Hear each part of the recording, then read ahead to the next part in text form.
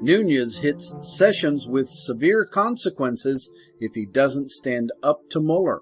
AG Jeff Sessions got some bad news this last weekend from House Intelligence Chairman Representative Davine Nunes when the latter appeared on Fox and Friends. The time for Sessions to stand on the sidelines and watch as the president who appointed him is being victimized by a witch hunt to end his presidency is over.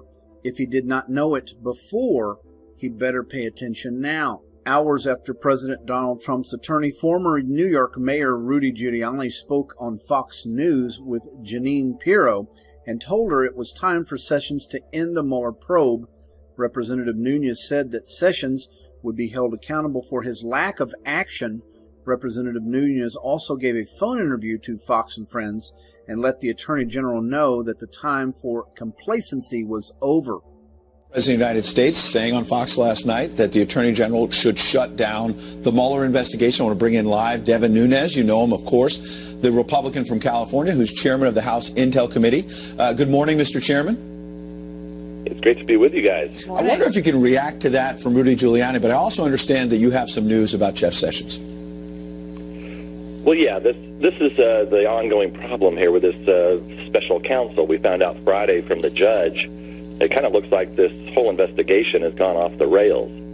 Now, what we've been investigating in the House Intelligence Committee is FISA abuse and other matters involving the beginning of what is called a counterintelligence investigation. Now, remember, they opened up this counterintelligence investigation. I think this is really important for the American people to understand. This is done in a secret manner. If you have a counterintelligence investigation opened up on you as an American citizen, this is done secretly with only a few people's knowledge. And if they go to court, they go to a secret court to get a warrant on you, like they did with Carter Page. So there is a very small apparatus in the Congress in our country that holds the check and balance authority between Congress and the executive branch. And when the Obama administration decided to move forward on a counterintelligence investigation in a campaign of all things, that's how we've gotten to here. So we continue to peel the onion back. And I'll tell you what happened 2 weeks ago. We sent a letter to Attorney General Jeff Sessions, a classified letter. Per usual, it was ignored, not acknowledged, just completely ignored. So last week we sent a subpoena. And then on Thursday, we discovered that they are not going to comply with our subpoena. So what are you going to do about it? Very important information that we need. So what are you going to do? The only thing left that we can do is we have to move quickly to hold the Attorney General of the United States in contempt. And that's what I'm going to press for this week. And what would that mean? What are you specifically holding him in contempt for? And what does break that down? What that means for viewers? So we've asked for very important information. It's still classified, right? This is the problem with a lot of this investigation. Sure. Because of the way they conducted the investigation, most of this information is classified. But because this is so important, I'm not going to take any excuse to say, oh, we're harming national security. You know, how many times have we heard that argument throughout this entire investigation? You know, we've had to take people to court to get the information. You know, we shouldn't have had to take Fusion GPS to court in order to find out that the Democrats and the Hillary Clinton campaign had paid for the dirty dossier. Remember the dirt that was used to get a FISA warrant on the Trump campaign? Right. We shouldn't have had to do that.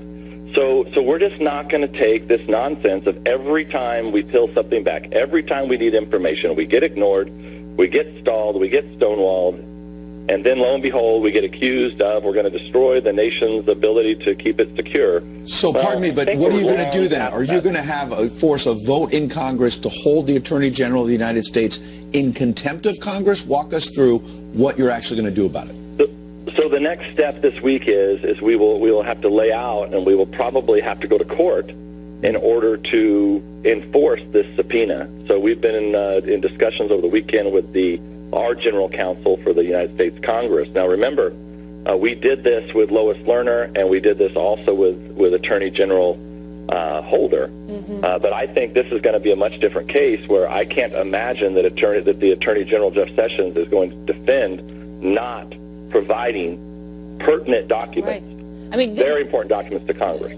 This is a very big deal. And so far, you're saying you have heard nothing from Jeff Sessions and from his office. Is that right?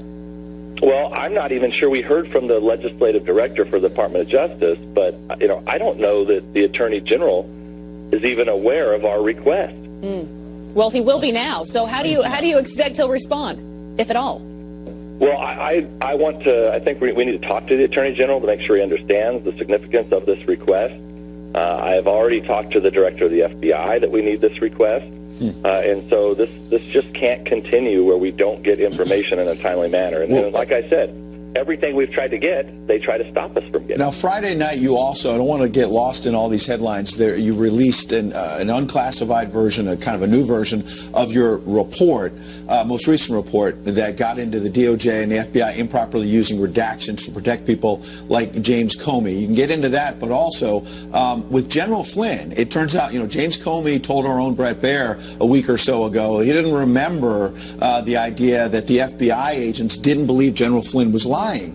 Your report says something much different. Yeah, this is one of the challenges, again, in a classified setting shortly after the two agents interviewed General Flynn. This was just a couple months after, maybe a month after. We learned that the two agents didn't believe that General Flynn was lying. Now, we all knew what was because of the felony leak of classified information to the New York Times and the Washington Post regarding the call between General Flynn and the Russian ambassador. We knew about that. So clearly there was some confusion because the agents didn't think that Flynn was lying, and Mr. McCabe even testified that they had a challenge to even bring any charges against Flynn, that he would be lying to the FBI. That was under oath shortly after the interview. This information is well over a year old. And we put that in a report. Remember, people forget, we sent our report over to the intelligence agencies, including the FBI and Department of Justice, 6 weeks ago. And it wasn't until Friday night that finally we get all the black markings. Friday they went night. away so that the American people could understand what actually happened. So what is the biggest question that still remains in your mind when you look at the scope and the size now of this investigation, how many legs it's taken on? In your opinion, what is the biggest question that remains? Well, I put it into a few different buckets. Let me just rattle through them. There's the bucket of FISA abuse and other matters that we are looking into, the counterintelligence investigation that was started on the Trump campaign. That's what we're doing in the Intelligence Committee. You have the IG report that's coming out, and then you have Chairman Gaddy and Chairman Goodlatte, who are looking into the Clinton email investigation and all things from that. Those are two buckets. And then you have the third bucket, which is the special counsel, which, I don't know which direction it's going. It's hard to even know what they're doing at this point. Yeah, and you, like many others, probably frustrated with the fact that it hasn't been constrained. We have to leave it right there, unfortunately. Davine Nunes, thanks for all that. Come on, really? How many times have we heard that argument throughout the entire investigation? We've had to take people to court to get the information. We shouldn't have to take Fusion GPS to court in order to find out that the Democrats in Hillary Clinton's campaign had paid for the dirty dossier anyway. We shouldn't have had to do that, according to California Representative. We're just not going to take this nonsense of every time we peel something back, every time we need some information, we get ignored, we get stalled, we get stonewalled, and then, lo and behold, we get accused of we're going to destroy the nation's ability to keep it secure. This is a major step as the walls are starting to come down in Robert Mueller's Russian investigation. It was Friday when a federal judge told Mueller's attorney that the team wanted to see if the proof that says the team had the authority to prosecute President Trump's former campaign manager Paul Manafort anyway, on charges that went back a decade before the 2016 presidential election. It's called statute of limitations, maybe? The judge insinuated that the only reason Manafort was being prosecuted was to pressure him to give the investigators something to get the president on. Now, Representative Nunes is not, in so many words, accusing Sessions of being part of the deep state cabal that wants the president removed from office. If they didn't learn the lesson during the election, they will now. President Trump and his allies do not back down from a fight. Fox News Alert now. New calls on Capitol Hill to investigate former Secretary of State Hillary Clinton. former FBI Director James Comey, and several other former high-ranking officials. Let's go outnumbered overtime. I'm Harris Faulkner. A group of 11 Republican lawmakers have written a letter to Attorney General Jeff Sessions urging yet another criminal investigation in Washington and outlining a long list of allegations, including bias against President Trump. On top of the claims made against Hillary Clinton and James Comey, the letter points fingers at ex-Deputy FBI Director Andrew McCabe, former Attorney General Loretta Lynch, and former Acting Attorney General Sally Yates. For more on this developing story, let's bring in Chief Intelligence Correspondent Catherine Herridge, live from Washington. And I've got my phone. I've been going through all of these letters, and now the latest of them. There's a lot of material here. That's right. There's been a lot of action this morning, Harris. And according to this new letter from 11 House Republicans to the Attorney General, FBI Director, and the U.S. Attorney who is handling requests for records for Congress, they're asking for a criminal investigation of at least 5 key players in the Clinton email and Russia investigations. On the former FBI Director James Comey, the lawmakers focus on his statements about recommending against criminal charges in the Clinton email case and his testimony about the decision. They allege there may be violations of federal statutes on lying and perjury. The allegations against Hillary Clinton relate to the funding of political opposition research that formed the basis of the Trump dossier. The lawmakers allege that payments to the firm Fusion GPS may constitute violations of election law and campaign contributions by foreign nationals. On former FBI Deputy Director Andrew McCabe, who was fired for lying about his role in a media leak about the Clinton Foundation, lawmakers allege possible violations on statutes about lying, perjury, as well as obstruction of justice. On FBI agent Peter Strzok and FBI lawyer Lisa Page, both removed by special counsel Robert Mueller from the Russia case after allegations of political bias, lawmakers question whether their actions that allegedly minimized the mishandling of classified information by Clinton and her team amount to obstruction and misleading statements by federal officers. This morning on ABC, Comey was asked about the letter, and he said he was not concerned about any legal exposure. I know I'm doing a lot of shrugging today, but I haven't read it. I don't know what to make of it. It seems they've been saying that stuff since the Clinton email investigation. A whole lot of that's already being looked at by the Inspector General of the Department of Justice, which is a very good thing, and I don't have any other reaction. We're reaching out to all of the individuals who are identified in the new letter. Just for some context on Andrew McCabe, when he was fired, his attorney said that that action was inappropriate and malicious and really without factual basis, Harris. We all know if you write a negative story about Fusion GPS, you never hear from Glenn Simpson again. So I think reporters should consider their sources and also report on their sources.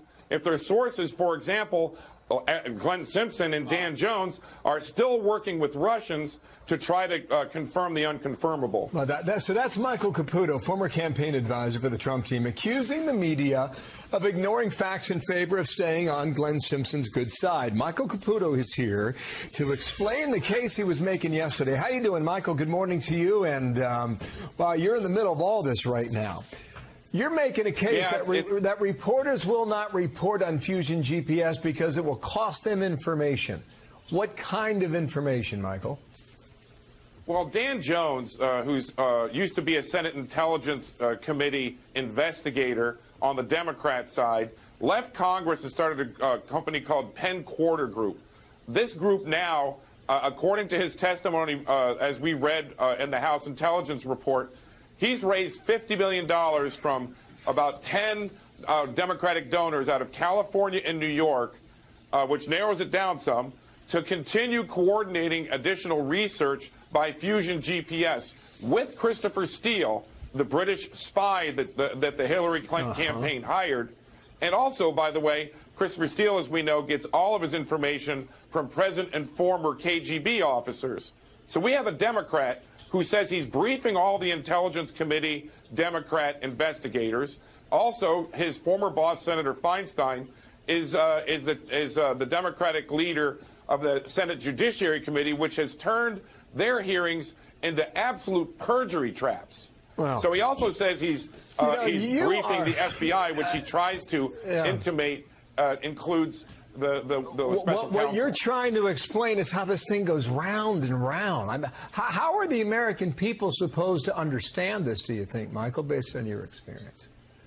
Well, you know, I worked in Congress for a while, and then I worked with the media very closely when I ran the House of Representatives Radio and Television Gallery. It took me a little while to figure out this little, you know, two-step that they do. But the reporters work very closely with the left on the Hill and the left in like, for example, in the Obama administration.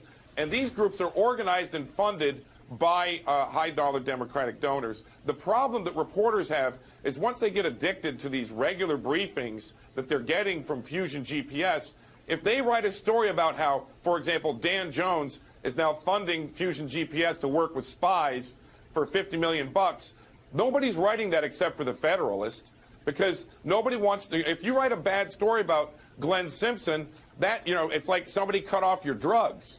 So if you want to be involved in the continuing Russia collusion delusion, you can't do anything bad. But I heard your statement. I heard your statement on CNN yesterday that reporters are leaving facts and ethics behind. But I just want to try and figure out what they're not reporting, so that we can get a better embrace of what's happening behind the scenes. And I think all these movements within court and what this judge said last Friday is very interesting. It all needs to be considered so we can understand the context.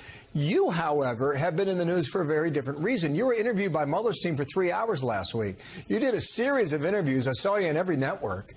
And what you laid out, Michael, was how your family's been exposed to what you say is financial ruin. And you make the case that you're not the only one. Now, since you've gone public, have you had any blowback from them? Have you heard from the Mueller team or not? No, I haven't. But, you know, I'm not in any legal peril. I'm a witness, not a target or a subject. And they know that. And they say they watch me on they told me they watch me on TV, which to me means be really careful what you say. But if they bring me back, it's only really to punish me with more legal fees. And now that the Trump supporters across the country have gone to my GoFundMe pages and been so generous, I'm not afraid of them anymore. And I'll tell you, the worst thing, Bill, is that I'm just the only person out there talking about this. There are another dozen or more people, middle-class families, whose dad or mom has been dragged into this, and they're racking up legal fees, and they're afraid to talk too, because they don't know how they're going to pay for it, and they think if they talk in the media that they're going to be hauled in again and punished with more legal fees. Because if you're not going to be investigated, if you're not going to be indicted, if you're not going to jail, they're going to break